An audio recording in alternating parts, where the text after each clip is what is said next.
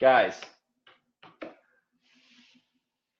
there are two problems that I typically see.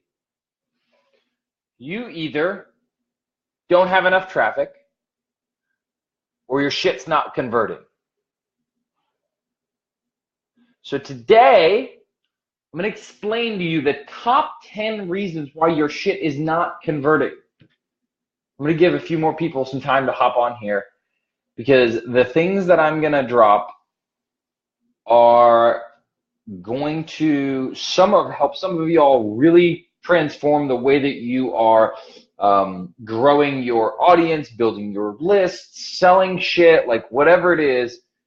We're going to go through these right now. So the number one reason on my list of top 10 reasons why your shit's not converting is you have the wrong offer.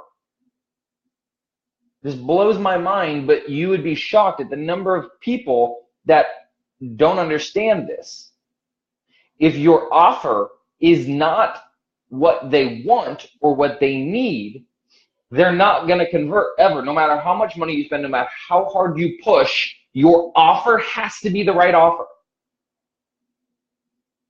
Number two, you've got the wrong audience. Let's assume that you have the right offer. It doesn't mean shit if it's not in front of the right audience. People tend to forget this, that they have to have both, and that's why I put these together. You have to have the right offer to the right audience, or you're not going to convert. So you have to think, who's my audience? Then you have to think, what does my audience really struggle with? What do they need? What is the biggest pain point that can take them from Hell Island to paradise, right? So you've got to make sure those are two really big ones. You got to have the right offer and the right audience. Number three, inconsistencies. You would be shocked at how much inconsistencies play a role, regardless of what it is. It could be an inconsistency from your ad headline to your landing page headline. It could be an inconsistency in your branding. It could be an inconsistency in your messaging. It could be an inconsistency in a lot of things. But if you have inconsistencies, they're going to start to question stuff, and they're not necessarily going to be, they're either going to be confused or they're not going to trust you. And that is incredibly damaging to your conversion rate. Number four, your offer isn't valuable enough in exchange for whatever you're asking for. If you're asking somebody for their email, you better make sure you're giving them something valuable enough for them to say yes. If you're asking them to give you money, you've got to have so much value that they're exchanging for money. That's the number one reason why people don't buy shit, is they don't see enough value in it. Number five is that your audience doesn't trust you. There are people where I see them just going for the jugular, going in for the kill. Woo! It's like, if your audience doesn't know, like, and trust you, you're going to have a really hard time selling them on something. Because trust is the basis of why people buy. Trust and value are huge in the purchasing journey. And so if you have an audience that doesn't trust you and you're trying to sell them something high ticket, I mean, it could be even low ticket, but if you're trying to sell them something, you have to build trust with them, build a relationship with them, give them a reason to trust you. Show what you've done for other people, build up your credibility, whether that's through testimonials, case studies, social proof, or just putting yourself out there and establishing yourself as the solution. But number five is that people don't trust you enough or what you're selling. Number six is that your shit doesn't look good across all devices. And people often overlook this because it's kind of on the technical side, but if your shit doesn't look good on either your desktop or mobile or both, you're going to lose out on traffic. 58% of traffic comes from mobile. So if you have a desktop-only landing page that you're sending someone and they can't like you're pretty much cutting out almost half of the people who could convert just because your stuff looks like shit on one device or the other. And that's a huge one. You've got to really think about, like, all right, where's my audience? What device are they coming on? And dude, now it is so easy nowadays to make stuff look good across all devices. This shouldn't even be a thing, but I can't tell you the number of landing pages or websites that I see where it's like, it just looks like shit. And when something doesn't look good across all devices, you're losing out traffic just naturally. Number 7 is that your shit is confusing. You're not clear on what you want them to do. There's too many directions that you can have them go. I see this all the time when people go on, or when people create landing pages, they have like 42 different directions the person can go, or they have like a navigation at the top. If you have a landing page, the goal of that landing page should be one thing: get them to take one action. And so if you're sending them to a landing page, don't have them read multiple different pages about you, your services, this, that, the other. Like, make it one thing and get them to take action, and then you can move them to the next step and the next step and the next step. But when you have an overwhelming amount of shit that just confuses them, you're actually gonna, it's like analysis paralysis, right? Like, they're not gonna do anything in exchange because there's too many choices. And so if you want them to do something, make it super clear. Give them one direction to go. That will increase the likelihood of them converting. Number 8, there's no call to action, or it's not strong enough.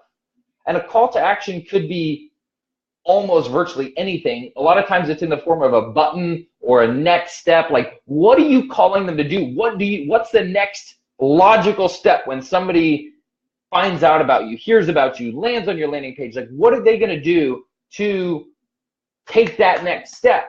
What are you calling them to do? If you don't have that, what are you expecting? Or if it's not strong enough, then you're really hurting yourself there too, because they can't or don't want to take a step if it's not strong enough. So that's where you've really got to drive it home and say, hey, like, this is the next step. You know, schedule a call, add it to your cart, like, get a free cheat sheet, like, whatever it is, but put it out there and make it strong and make it visible. So many people will put it like so far down the page, it's like, no, don't do that shit. Make it visible, make it occur multiple times throughout the page if that's what you're doing. But give them the opportunity to do something. Number 9, you're not following up. This is so huge, because it's like, no, I'm not telling you to pick up the phone and call everybody that visits your website. I mean, maybe if you get their information, but with the ability to retarget people with Facebook's Pixel, or the ability to engage with people who are on your email list, the ability to nurture them, the ability to stay in front of them by doing lives, talk about shit in your group, you know, deliver value. Like, these things are huge, but you're not doing it. You're reaching out to them, they're not buying immediately, and you're like, oh, okay, on to the next one. Like, you invested that time and that energy into the person, follow up with them. It's important. Number 10, you're thinking of you and not them. And this could be both in the way that you present yourself and your story and your objectives, but this could also be even, you know, how you appear on video or in different mediums. So if you're thinking of you and not them, stop writing I. Now, it's okay to incorporate this in some places, but start writing about them by using you. There was a study that tested 2 different opt-in buttons. One said create your account, and the other one said create my account. The your page, create your account, that resulted in 25% fewer clicks than my page. So people think in my, because when they're reading it, it says my, right? So create my account. It gives you ownership. It gives you the next step to do. So think about that when you're putting your content out there. Nobody gives a shit about they give a shit about themselves, and the way that you can position that and get them into that mindset the more likely you are to get them to convert. Now that I'm sitting here thinking about it, I know I said 10, but I actually have 2 more. And I think number 11 should be that you're not handling objections. Too often people are just like, here's my shit, buy it. Like, and if they don't, they're confused. But it's like, what are their objections? If you have the right offer and the right audience, what are the reasons that they would say no then?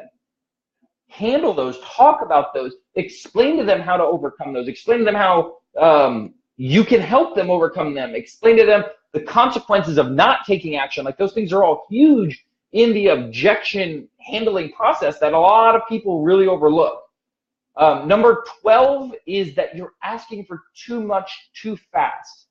If people don't know you, like you, and trust you, why would they immediately buy your shit, right? So don't ask for too much too fast.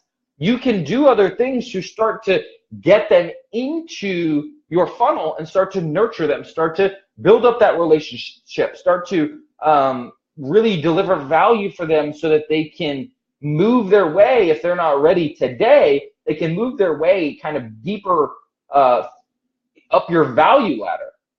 And so I think these things are huge. I think it's just, I'll rename it to top 12 reasons your shit's not converting.